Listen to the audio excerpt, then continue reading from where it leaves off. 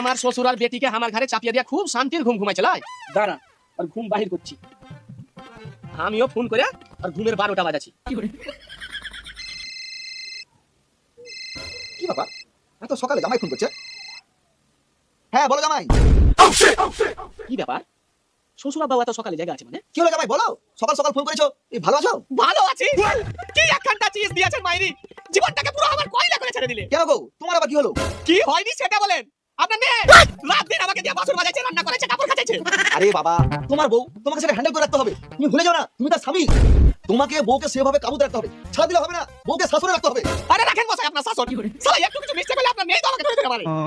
কি বলো জামাই, এ তো ব্যাপার তাহলে অনেক দূরে এগিয়ে গেছে। তবে আর বলছি কি, এই দেখেন এই শীতের সকালে এখন বসে বসে বাসন মাজছি আর আপনার মেয়ে ঘরে আরাম করে ঘুমাইছে। না না না, এ তো খুব খারাপ ব্যাপার। হ্যাঁ শ্বশুর আব্বা, আপনাকে আর একটা বিচার করে দিতে হবে। আমার যে দিনকাল কিভাবে কাটছে সে একমাত্র আমিই জানি। আপনি কিছু একটা করুন। হ্যাঁ হ্যাঁ, এ তো কিছু একটা করতে হবে। এই তুমি এনে কিছু চিন্তা করো না, এই আমার হাতে কয়েকটা বাসন আছে, সেগুলো মেজে নিই, তারপরে তোমার ব্যাপারটা দেখছি।